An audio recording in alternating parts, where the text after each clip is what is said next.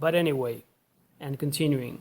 However, we'll take a look to some general aspects of verbs so that you can still have an idea of how they vary. Okay? Although you can make that list, and although you can use the online translator to make it really simple, you just ask, for the verb and you have it conjugated there. Anyway, to have a notion, okay, we'll explain, generally what we mean by regular and irregular verbs, okay? Because it can be useful for you to know what each of those mean, okay?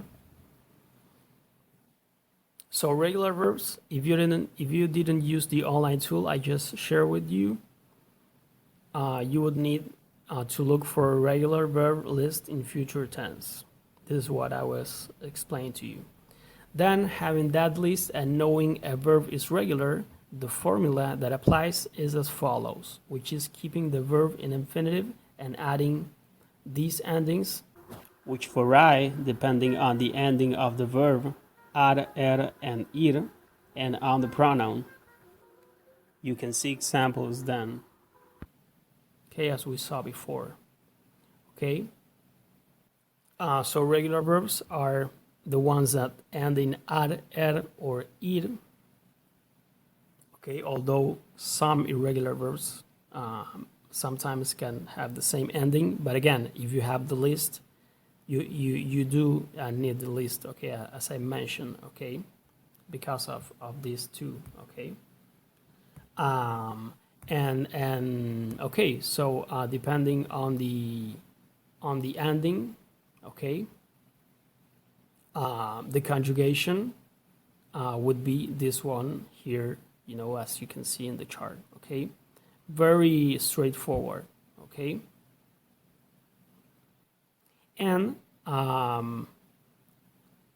irregular verbs, these just don't follow a same ending like regular verbs, so it's just best to look up the conjugation online.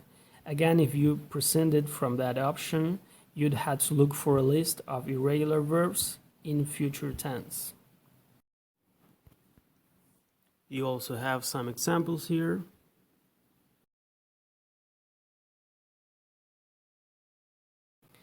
Note, keep in mind that regular verbs are regular verbs across all time tenses. This is what I was explaining before, which means they will follow a same word ending, different for each time tense, of course, but following one. But irregular verbs can vary, that is, perhaps being irregular in one tense but not in another. So again, what's best and recommended is to just look for the conjugations on the online searcher, and why not, if you want, this is not 100% vital, but would add up. Having a list where you can add verbs you learn along your study time, organizing them by time tense in regulars and irregulars. Okay, the same thing that I was mentioning to you. If you want, again, you can make that list, and help yourself by organizing that, material in that way, completing it with the verbs that you learn along your study journey, okay? So finally here, the most fun and awaited part, okay? Exercises. So here you have, a suggestion of how to do this. Complete the blank spaces in the sentences with any of the two variations that fits. And then rewrite these sentences with the two future tense variations. Also adding the two missing modes. If it's affirmative, write the negative and question form. If it's negative, write the question and affirmative modes, etc. This will give you a broad practice and get you yourself to seeing, thinking, and writing in the three modes. Different sentences, making a great practice to exercise to be very complete. Also write the English translation only of the original base sentence. Okay? Okay. So remember up to here, because we have seen a lot of material, okay? Anytime that you find it that maybe you're not actually being able to, retain or understand, actually, learning and acquiring, what is being said, all this material here. At any time, maybe just, take a little, some a minute or two rest, okay? And then maybe going back to it, okay? Because of course we don't want like to saturate, with anything. But of course, everything that is explained, is because, we consider that it's necessary, okay, to know, because if not, at some point, you may have, questions, those kind of questions, okay, and if they're not covered, okay, there's that's one more question that we can cover before, and just making it easier and more resourceful, more explanatory for you, okay. So maybe in that sense, it kind of probably can take up a little more time, just a little more time, okay, like we've done, just in this online class, okay.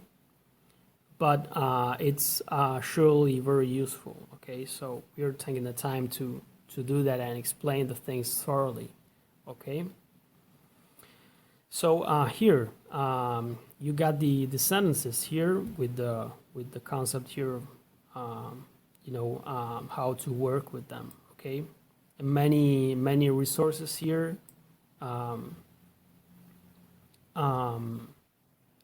to start writing and rewriting and doing things and sentences by yourself, okay.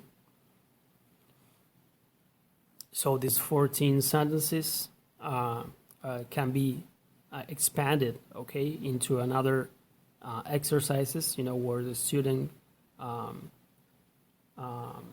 takes more protagonism and more active and creative, kind of having to go more to the translator, and that way you can incorporate more, okay, what you read, what you learn, okay, what you the exercises you do, okay, and many things. Get vocabulary, and stuff. Yo ir de compras mañana.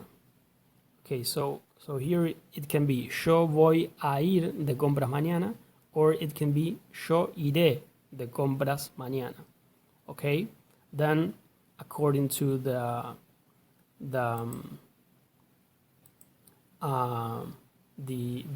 suggestion before, we would have to write here the negative mode and the question mode, okay, for each of the two variations, okay.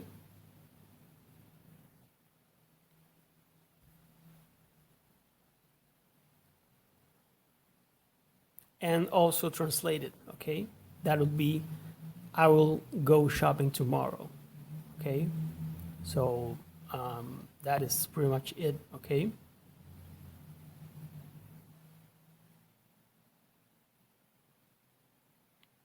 The same with any of the other sentences, okay. Vas ir al parque mañana. That is, are you going to the park tomorrow? Or are you going to go to the park tomorrow? Or will you go, okay. And that can be vas a ir al parque mañana. Or if we change it to the second variation we saw, would be irás al parque mañana. Okay, rewriting the sentence for the second variation. Okay, we have the first variation here because from the start point we have vas, which means that it's gonna be the first variation because that's the auxiliary written there. It's just, you know, how this sentence is presented, you know. So here the idea is to, you know, have variations that make you think, okay, and actually learn and differentiate, you know, the elements, okay, to get to actually know about this, you know, as we saw before. The future first variation with vas, voy, and the infinitive verb, and the second variation, which is only one single verb conjugated, okay? We want to do both variations here for each sentence, and also rewrite the sentences for that, and for the modes, okay? The modes that are you know, complementary to the one of the sentence. If it's in question, you got other two modes, negative and affirmative, and so on, okay? Ella llegará pronto, viene viajando hacia aquí. Ella va a llegar pronto, viene viajando hacia aquí. That would be, she will arrive soon, she's traveling here. 4. No, viajaremos en auto. Or vamos a viajar en auto. Okay? Nosotros, you know, it's clarified at the end because you know that in Spanish we can present, we can omit, okay, the person, the pronoun, okay, because from a context or from a verb, the verb in the sentence, you can know which person is in the action, okay? It's understood because of the verb, how it is conjugated, okay?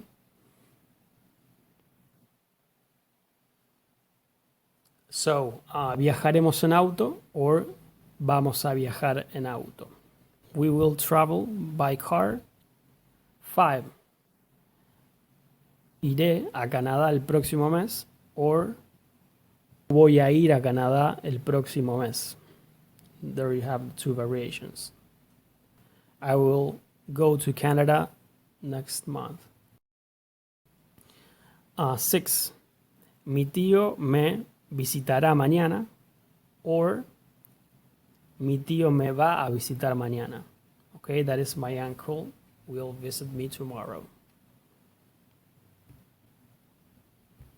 Okay, so number 7, and we finish with this. Mira, se están amontonando algunas nubes. Lloverá mañana. Okay, so look, there are some clouds gathering. It will rain tomorrow. Okay, so that would be lloverá mañana, or va a llover mañana. Okay? So the same is with the rest of the sentences. Okay?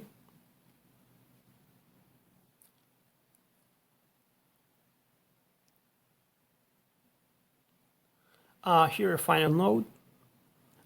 Sometimes other time tenses can be used to refer to other time tenses. For example, present continuous can be used to refer to the future.